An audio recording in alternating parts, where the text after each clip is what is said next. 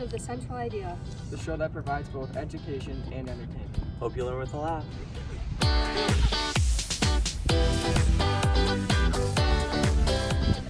Kathleen, who's your favorite science teacher here? Well, there's so many to like, but I gotta say that my favorite's Mr. GATTONE. I totally agree. You know, I just love listening to his morning intros, and I've heard so many great things about him. Yeah, they're especially fun to listen to at 5 in the morning for our Science Olympiad meet.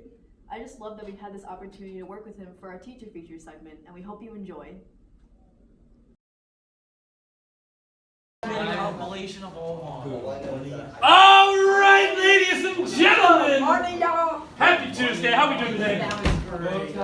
Bow Tie Tuesday. All right. Hey, plan for today, guys. We got a lot to do. So have a seat. Let's go. Oh, hi. I'm Mr. GATTONE. I teach physics and I coach Science Olympiad. The idea is that I want you to, while you're holding your arms out like this, it's going to be kind of difficult, but lift your right leg. All right? Now what I want you to do is I want you to put your right leg down at the same time, move your left leg back. We got that? Kind of like this. All right? Now you're going to pick up your left leg, and same thing, but now you can put your left leg down and move your right leg back at the same time. Like this. And what you're going to do is you're going to do that over and over again. And that's how you break it down. So we use trigonometry to break it down, and we just broke it down again. Jake, are you ready? Yeah. Timers, are you ready? Go. All right, here we go. 3, 2, 1, drop. I don't think everyone was ready. Jake, do you have ball number 2? Yeah. Ball number 2. All right, here we go. Timers, are you ready? Yeah. Jake, are you ready? Yeah. Here we go. 3, 2, 1, drop. All right, guys. So welcome to our first fireside chat of the year. As you can see, with this being a mock invite, it's a little bit of a smaller crew. All right, but I think that really shows, commitment and drive for this team. We as coaches, we see that you guys are making the effort to be here, and that's really fun. I want to talk a little bit about what it means to be on Science Olympiad. I want to kind of talk a little bit about tradition, because I feel like Science Olympiad, we really are rooted in tradition. Going way back, for now 15 years, we've had teams that have attended the state invite. And I think that just speaks volumes to all the work that you guys have done in the past and all the work you're going to do for this year, right? We have high expectations. We're going to hold you to high standards. Mr. GATTONE, what do you really enjoy doing outside of school? Well, I really enjoy running D&D games, Dungeons and Dragons, for all my friends from college. We've been running these campaigns for years now. But basically, Dungeons and Dragons is where a group of friends get together, make up characters out of a book using different rules and stats. And I, as a dungeon master, create different worlds and scenarios for them to have fun and tell exciting stories in. And that's where I found my enjoyment of painting miniatures, where we can represent the different monsters and characters that the players would encounter with these little figurines. This is Horcrux, the ice dragon from the north. This one is Beelzebub, the demon beast from underneath. This one is Golab, the feaster. And she is going to use the ice breath on you. 3, 2. Ghouls, ghosts, UFOs, Mothman. This may just seem like the inventory of a Halloween store, but in actuality, these are the paranormal things that we cannot explain, things that we really seek after for the answer. This segment is basically going to be in honor of October, the month of terror, and these students will be looking into the paranormal activities of this school. I'm Ryan Pisha. I'm Cassie Schlenker. And we're about to go into the Crystal Lake Central High School basement and see what we find.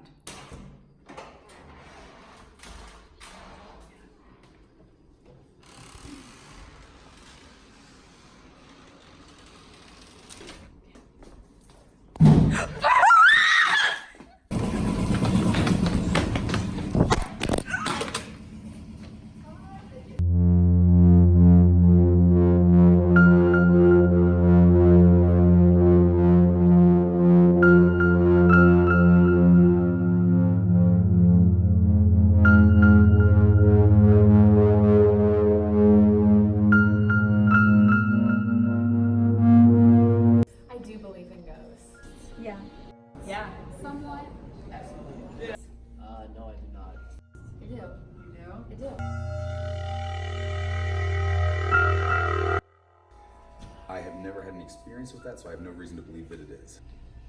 Yes. Maybe. Okay. I do think that the Dole Mansion is haunted. No.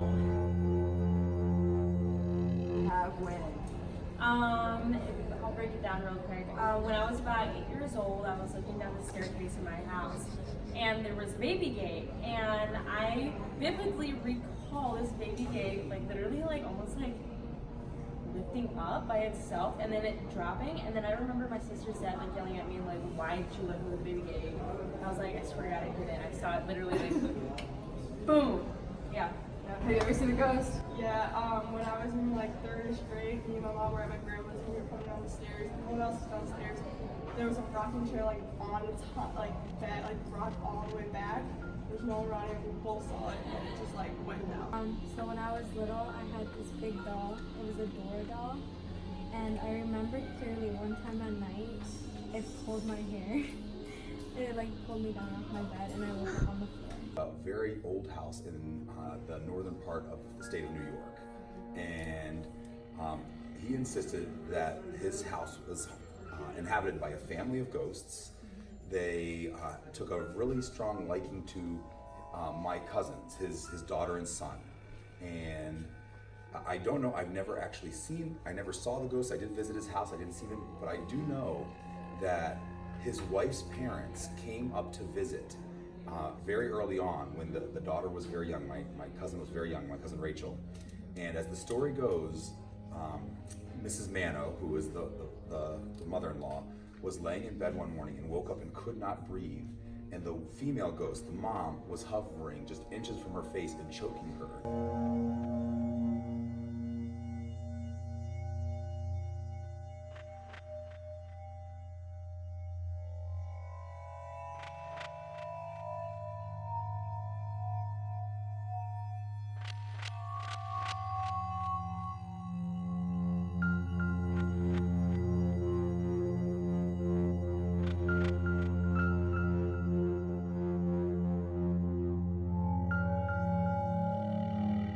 Wow, that's some spooky stuff. Yeah, have you heard about the effects of vaping? Check out what these medical professionals have to say about vaping. It's not good.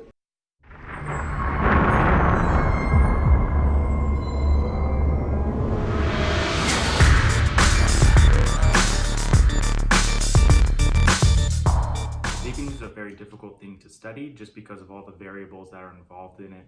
It's not like tobacco or alcohol where there's just one thing involved. With vaping, there's different vape juices that have different chemicals in it. There's different coils that are involved that heat the chemicals to different degrees. And now what we're seeing more of is counterfeit vape juices, as counterfeit nicotine juices are involved, and then counterfeit THC juices are seen in the community. In 2018 in Chicago, there was a series of cases that involved contaminated synthetic marijuana with perdifficum, which is essentially rat poison, which can cause hemorrhagic bleeding from anywhere from the eye, the abdomen, pretty much would cause you to bleed from everywhere, and that's how rats die. One of my most memorable cases was of a young man about 25 years old who was vaping, and his vape pen actually malfunctioned and exploded. He ended up with severe oral cavity burns, a large lip laceration requiring surgical intervention, and he actually lost several teeth. Now today, we're seeing a series of cases in Illinois and Wisconsin involving counterfeit THC juice that's causing a disease process called ARDS, or acute respiratory distress syndrome. And what we're thinking is this is involved with contaminated vitamin E acetate that's causing damage to be involved in the lungs. So it's a very difficult thing to study just because of all these variables. So saying one type of vape juice causes this issue is not always correct, because there's a bunch of different vape juices coming from different sources and using different types of coils and equipment to aerosolize the vape juice.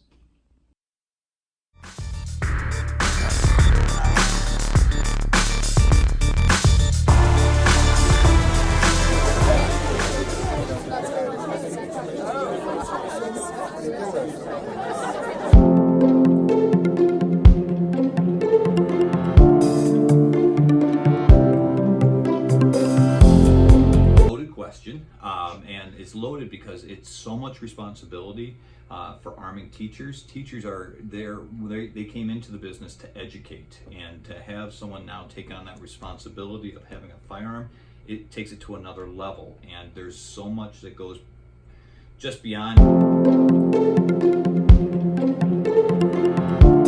They huddle together because in a large group, there's sometimes safety in numbers, but it's hard to say because sometimes that situation might not be to huddle in a group and it's to spread out. So it's hard to say. It all depends on the situation, and we just want to, and what we were trying to do in that presentation I gave earlier, what does the situation tell you to do to keep you safe? Because that's the ultimate goal in any lockdown, is to keep you safe. And like we've said before, locking down is the safest way of doing it. If you have to do other things to keep you safe, whether to be run or fight, those are some other options that you may have to do. But huddling together in a situation, it's safety in numbers, and that's one of the reasons why you would huddle together.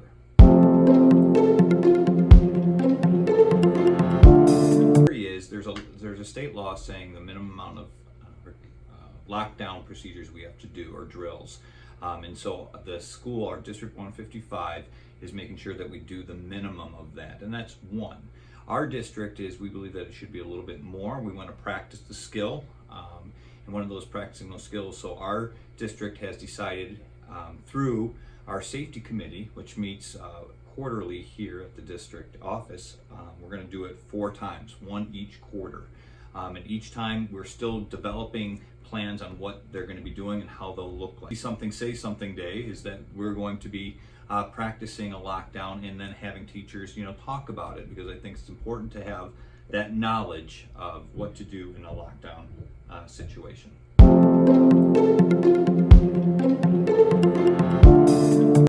And that's tough because they want to have a script on this is what you have to do. Unfortunately, there is no script. There is no one way of handling a active shooter or a lockdown situation. And so to prepare you is, again, what we were trying to do with that situational awareness. What zone are you in? Are you in the white zone, the yellow zone, the orange zone, the red zone, or the black zone? And trying to keep everybody, in that, the yellow and orange.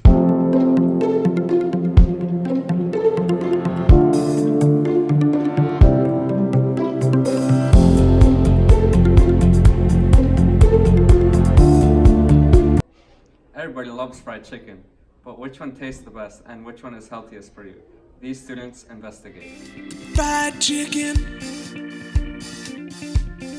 Fried chicken. Hello, my name is Oscar, and I'm here to talk about the recent debate on the Popeyes chicken sandwich and the Chick-fil-a chicken sandwich. Fried chicken.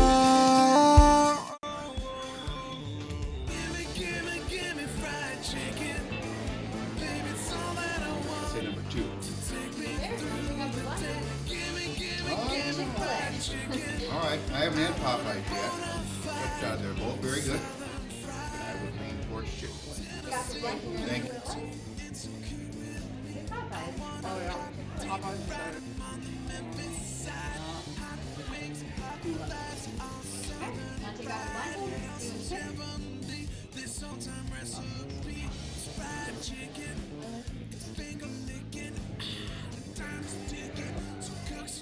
The one on the right is better.